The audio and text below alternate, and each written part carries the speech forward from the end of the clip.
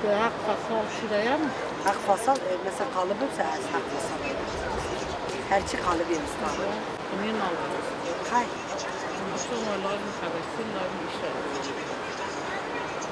Ayma, az duxazım qizam vere. Az bu qiza xatım vere. Ana xoşum qizam vere vere bekle qiza xutk. Ama jada bebina, am vaş xol derim onu, am jwan duxaz brabina. Wan biri brabina. Wan zarım ebri. Başka kakite de qizam üniversite xan salat ya da gittim xapandım, hayvandım, çerkirin ortada wen dakırım birin meneti. Nasıl kaçırdılar işte HDP'nin derneği vardı Bitlis'te. Eren Üniversitesi'nde okuyordu. 2. sınıfı okuyordu. 3-4 sefer şeye götürmüşler. Derneğe. Dernekten sonra bu üniversitenin karşısında binalar var, kiralamışlar. Bu Şililer. Bingöllüler. Bu Bazencirler var. Bazencir ailesi. Bunlar zaten kendisi HDP'li. Hepsi. İşte bunun arkadaşlarıyla beraber Betül de bunun arkadaşmış okulda. Onu götürmüş oraya, dedim misafir olarak gel. Ondan sonra kayboldu. Misafir olarak götürerek kayboldu ondan sonra. Yani HDP'nin şeyle gitti bu.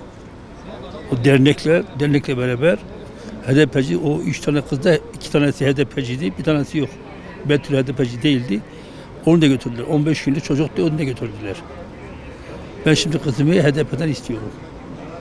Yani HDP'nin şeyle gitmiştir. Herkes bunu biliyor. Yani kimse şey yapmasın yani. Herkes biliyor. Dünya alem hepsi biliyor. Bu HDP Kandil'e bağlı. Kandil. HDP Kandil'le anlaşarak ondan sonra şey yapıyor. Milletvekillerini seçiyor.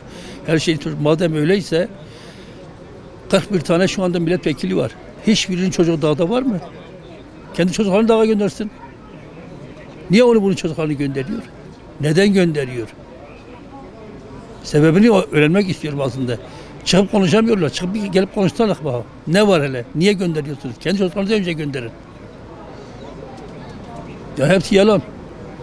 Diş mihraplara maşa olmuşlar. Diş güçlere maşa olmuşlar. Amerika'nın çocuğu olmuşlar. İsrail'in olmuşlar. Avrupa'nın olmuşlar. Türkiye'yi sömürmeye çalışıyorlar. Başka bir şey değil yani bu. Bu bir Yahudi, bir Ermeni oyunudur yani. Başka bir şey değildir. Yalan söylüyorlar. Yani bir doğru şeylerini görmedik ki zaten bugüne kadar. Bugünden sonra da olmaz zaten. Bu ülkede yaşıyoruz. Bir çatı altındayız. Kardeşiz ya. Bunlar hiç yediğinden içinden utanmıyorlar mı ya? Bu ülkede yaşıyorlar ya. Bu ülkenin ekmeğini, suyunu içiyorlar ya. Niye böyle yapıyorlar ya? Bu halkın, bu milletin ne günahı var? Hani biz Kürtleri savunuyoruz. Nasıl savunmadır bu? Nasıl haktır, nasıl hukuktur? Kendi çocuklarını özel okullarda, kolejlerde, Avrupa'da, Amerika'da okutuyorlar. Diğerlerini de yönlendiriyorlar. Üniversiteleri sömürüyorlar, dağa gönderiyorlar. Böyle bir şey var mı ya? Böyle bir dünya var mı? Kimi kandırıyorlar? Kur'an 2 sene evvel dışkoli 2 sene evvel ولبراد الشغل وجدا هون دابو مهاتن جرين مال شندرا مهاتن باش في المشكل ما برسي قوية ما زيتنا ما باش ما ساكر وش وانشان ندربه خاندر مشكلنا